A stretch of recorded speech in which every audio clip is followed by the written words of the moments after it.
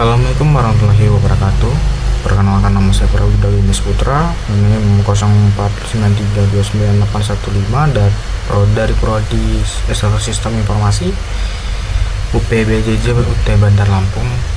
Di sini saya akan menjelaskan bagaimana tugas 2, yaitu membuat website Sita bahan ajar menggunakan framework Vue.js. Di sini terdapat beberapa folder, yaitu ada JS dan CSS, dan juga terdapat beberapa macam file lainnya. Dan berikut ini merupakan folder JS yang mana menyimpan data bahan ajar yang digunakan untuk menampung semua data dummy. Dan di sini terlihat bahwasannya struktur kode yang saya miliki itu beda dari sebelumnya, karena saya menggunakan ESLint yang mana untuk melakukan konsistensi pada kode base-nya. Dan di sini terdapat beberapa data pada bahan ajar itu sendiri. Dan tak hanya itu, terdapat juga file stock app dan juga tracking app, yang mana ini digunakan untuk melakukan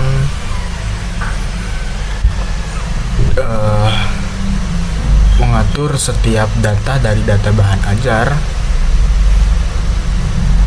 pada stok dan tracking.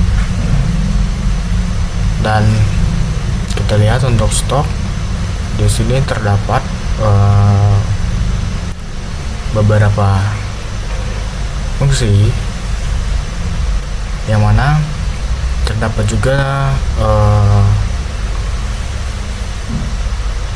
filtering juga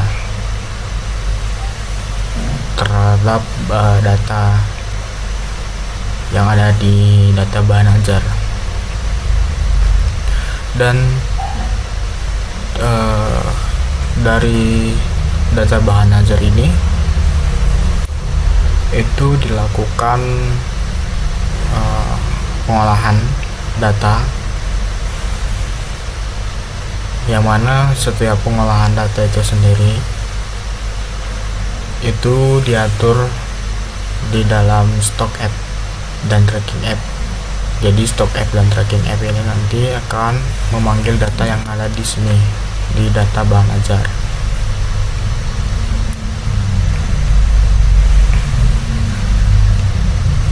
Kemudian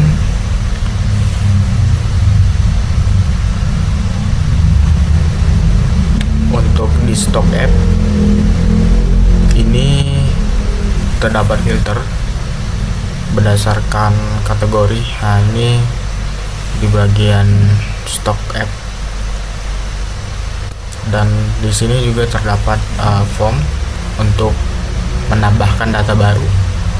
Juga terdapat filter berdasarkan kategori dan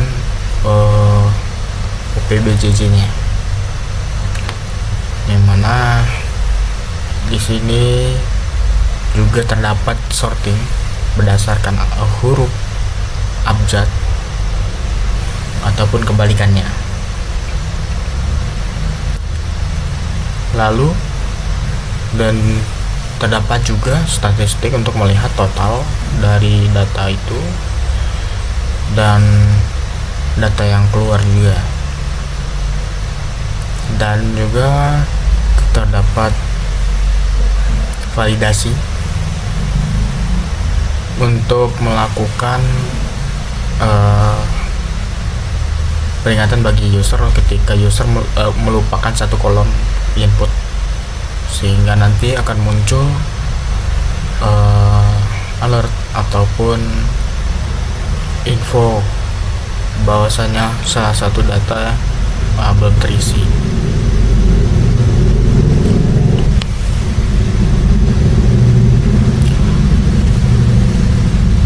Kemudian selanjutnya untuk di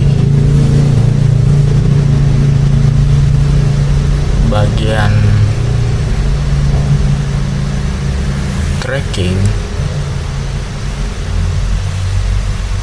Oke, sebelumnya kita ke bahan ajar. Di bahan ajar di sini terdapat kondisi jika user ingin melakukan penambahan data, dan juga ketika user akan selesai mengisi data akan muncul alert selesai diisi, dan juga terdapat fungsi delete, yang mana jika user ingin menghapus maka akan muncul konfirmasi untuk memastikan user untuk menghapus datanya.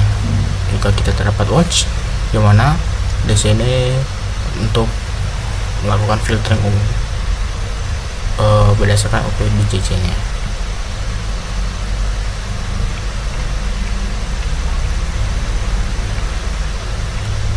Berikutnya untuk tracking, tak jauh berbeda dengan sebelumnya. Untuk tracking di sini kita terdapat fungsi searching,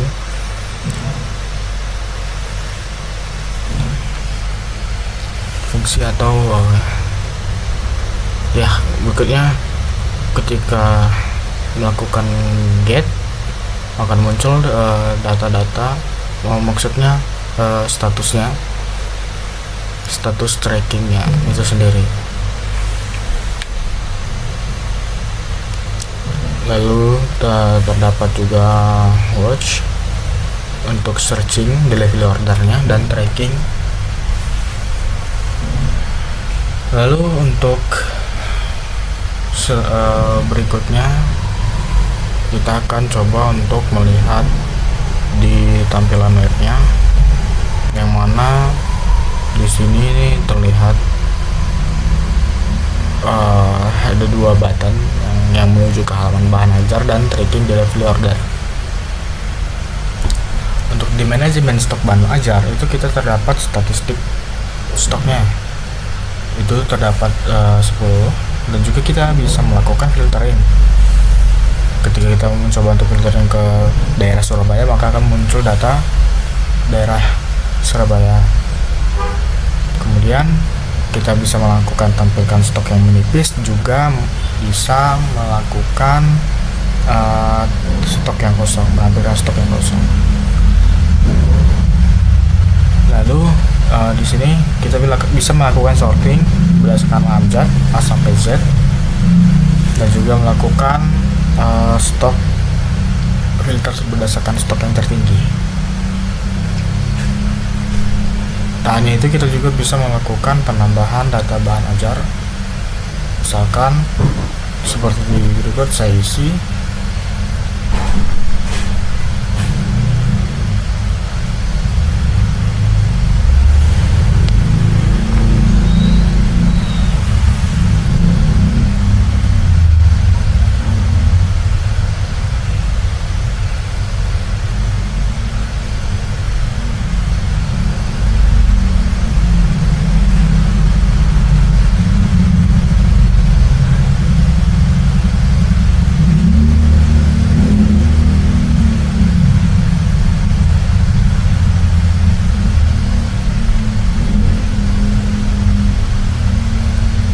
Oke, di sini kita melihat bahwasannya kita harus mengisi full form agar tidak muncul peringatan atau validasi formnya. Untuk memastikan semua data terisi oke, data berhasil ditambahkan. Kita lihat data berhasil olahraga, mata bahan ajar olahraga. Kita bisa melihat, bisa mengedit. Untuk di sini kita bisa melakukan pengeditan. Kemudian kita kembali ke halaman tracking delivery order. Di sini kita terdapat statistik, juga terdapat cek statusnya.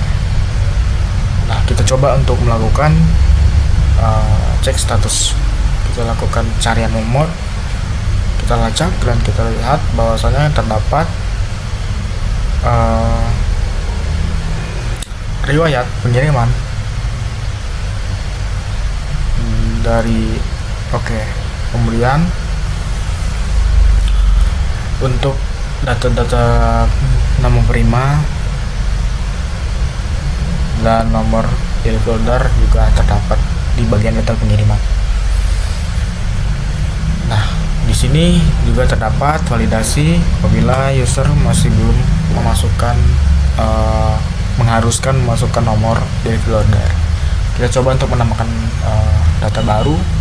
Oh ya, di sini kita lihat bahwasanya nomor daily folder itu tergenerate otomatis. Dan kita coba untuk menambahkan nama penerima.